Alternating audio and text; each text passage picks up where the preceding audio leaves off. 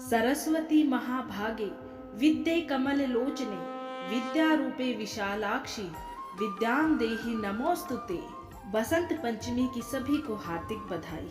माता सरस्वती का आशीर्वाद सब पे सदा सर्वदा बना रहे। बसंत पंचमी की कहानियाँ। पंचांग के अनुसार माघ मास के शुक्ल पक्ष की पंचमी तिथि को बसंत पंचमी का त्योहार मनाया जाता है।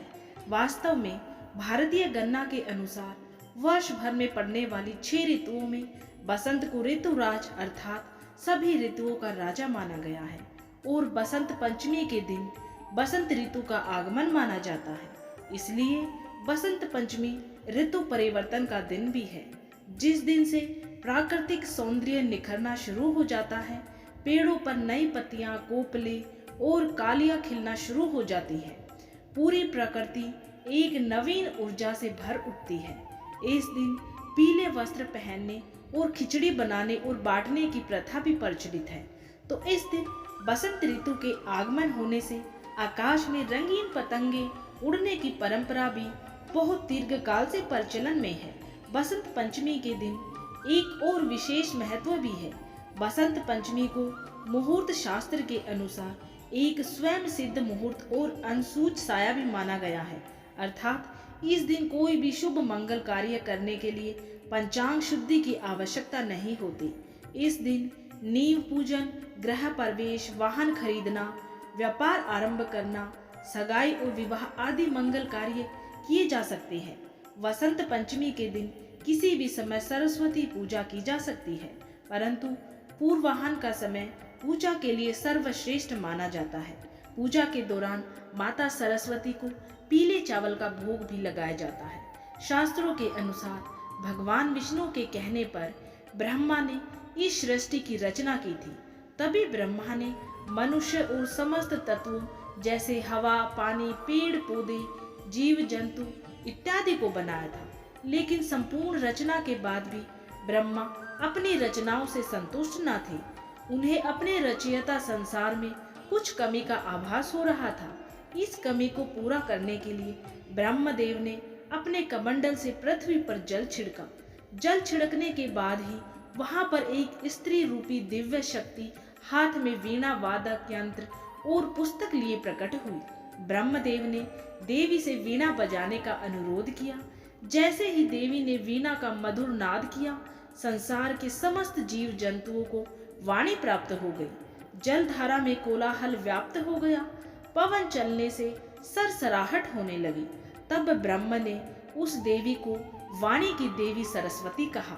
सरस्वती को बागेश्वरी, भगवती, शारदा, वीणा वादनी और वाग देवी सहित अनेक नामों से पूजा जाता है। ये विद्या और बुद्धि प्रदाता है। संगीत की उत्पत्ति करने के कारण ये संगीत की देवी भी है। बसंत पंचमी के दिन को इनके जन्मोत्सव के रूप में भी मनाते हैं। अब सुनिए दूसरी कथा। पौराणिक किंवदंतियों के अनुसार एक बार देवी सरस्वती ने भगवान श्री कृष्ण को देख लिया था और वह उन पर मोहित हो गई थी। वह उन्हें अपने पति के रूप में पाना चाहती थी, लेकिन जब भगवान श्री कृष्ण को पता चला तो उन्होंने कहा कि वह केवल राधा रानी के प्रति समर्पित है। लेकिन सरस्वती को मनाने के लिए उन्होंने वरदान दिया कि आज से माघ की शुक्ल पक्ष की पंचमी को समस्त विश्व तुम्हारी विद्या व ज्ञान की देवी के रूप में पूजा करेगा। उसी समय भगवान श्री कृष्ण ने सबसे पहले देवी सरस्वती की पूजा की। तब से लेकर निरंतर बसंत पंचमी के दिन माता सरस्वती की पूजा लोग करते आ रहे हैं। बसंत पंचमी पर्व के संदर्भ में एक पौराणिक कथा ये भी प्रचलित है कि ये कथा महाकवि कालिदास से जुड़ी हुई है। किंवदंतियों के अनुसार माना जाता है कि कालिदास जी को जब उनकी पत्नी ने त्याग दिया था, तब वह दुखी होकर एक नदी के किनारे आत्महत्या करने के लिए गए थे। आत्महत्या करने से एक क्षण पहले माता सरस्वती नदी ने कालिदास जी को दर्शन दिया और उन्हें उस नदी में स्नान करने के लिए कहा।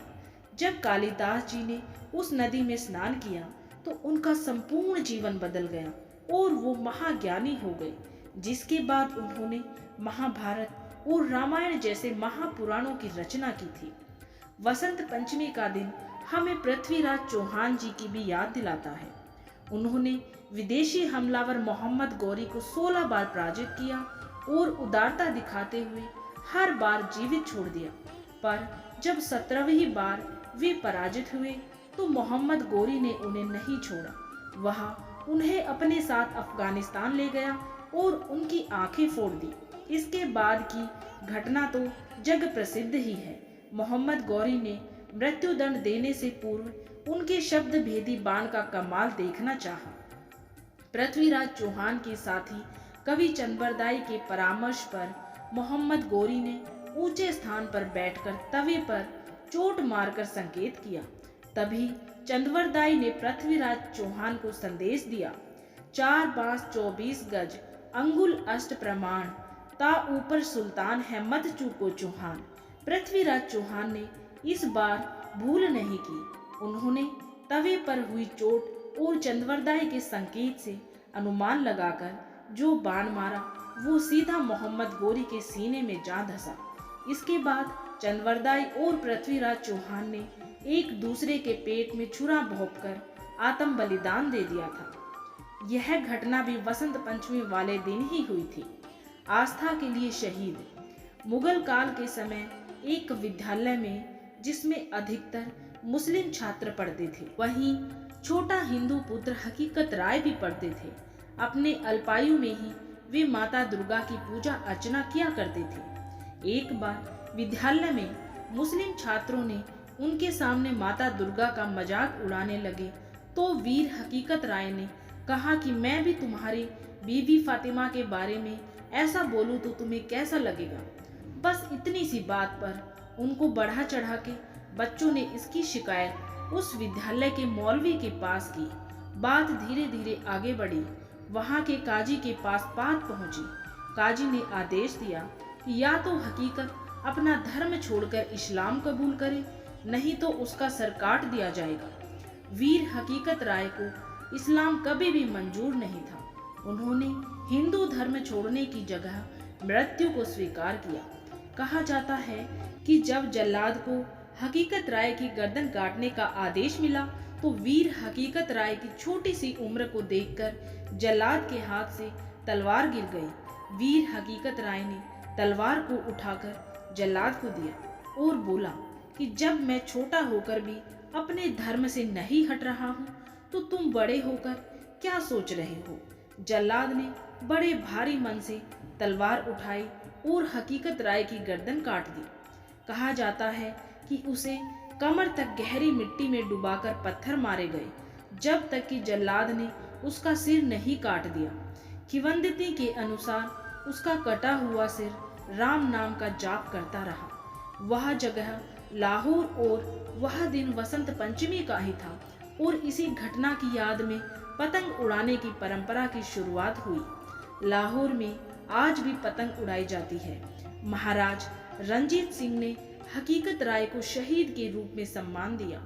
हिंदू और सिख दोनों हकीकत राय का सम्मान करते हैं। अग्र या अग्र सिंह नामक एक सिख कवि ने शहीद की याद में हकीकत राय द वीर नामक एक पंजाबी गीत भी लिखा है। कामदेव का पुनर्जन्म। एक मान्यता के अनुसार बसंत पंचमी के दिन प्रेम के देवता कामदेव पुनर्जीवित हो गए थे। जब भगवान शिव माता सती की मृत्यु के बाद गहरे ध्यान में चले गए तो देवता और ऋषियों ने भगवान शिव जी का ध्यान तोड़ने के लिए कामदेव से संपर्क किया ताकि वह माता पार्वती के प्रति आकर्षित हो सके। कामदेव ने भगवान शिव जी पर प्रेम बाणों की वर्षा की। इससे भगवान की ध्यानस्थ समाधि भंग हो गई। क्रोधित होकर भगवान भोलेनाथ ने अपनी तीसरी आंख खोली और कामदेव को जलाकर भस्म कर दिया था। कामदेव की पत्नी रति ने अपने पति के जीवन को वापस पाने के लिए भगवान शिव जी से 40 दिनों तक प्रार्थना की। आखिरकार भगवान भोलेनाथ ने वसंत पंचमी के दिन ही कामदेव को पुनर्जीवित किया था। एक और कहानी के अनुसार त्रेता युग की रामायण की वह घटना माता शबरी और प्रभु श्री राम जी से जुड़ी हुई है। रावण द्वारा माता सीता का हरण करने के बाद प्रभु श्री राम माता सीता को खोजते खोजते दंडकारण्य वन पहुंचे थे। माता शबरी के झूठे बेर प्रभु श्री राम द्वारा आज के ही दिन यानी कि वसंत पंचमी के दिन ही खाए गए थे। वसंत पंचमी का वह शुभ दिन ही था जिस दिन दंडकार्य वन में स्थित माता शबरी के आश्रम में प्रभु श्री राम का शुभ आगमन हुआ था और उन्होंने निश्चल भक्ति और असाधारण प्रेम को देखकर माता शबरी द्वारा मीठे बेर खिलाने की आशा में दिए गए झूठे बेर भी खूब आनंद से खाए थे। दंडकार्य वन का वह क्षेत्र आज के समय में गुजरात और मध्य प्रदेश में फैला हुआ है। गुजरात के डांग जिले में वह स्थान है जहां माता शबरी का आश्रम था। वसंत पंचमी के दिन ही रामचंद्र जी वहां आए थे। उस क्षेत्र के वनवासी आज भी एक शिला को पूजते हैं जिसके पीछे उनका आश्रय यह है कि प्रभु श्री राम इसी शिला पर बैठे थे। वहां पर माता शबरी का एक मंदिर भी बना हुआ है। वसंत पंचमी हमें गुरु राम सिंह कूका की भी याद दिलाती है। उनका जन्म 1816 ईस्वी में वसंत पंचमी पर लुधियाना के भैनी ग्राम में हुआ था। कुछ समय वे महाराजा रंजीत सिंह की सेना में रहे, फिर घर आकर खेती बाड़ी में लग गई। पर आध्यात्मिक प्रवृत्ति होने के कारण इनके प्रवचन सुनने लोग आने लगे। धीरे धीरे इनके शिष्यों का एक अलग ही पंथ बन गया जो कूका पंथ कहलाया।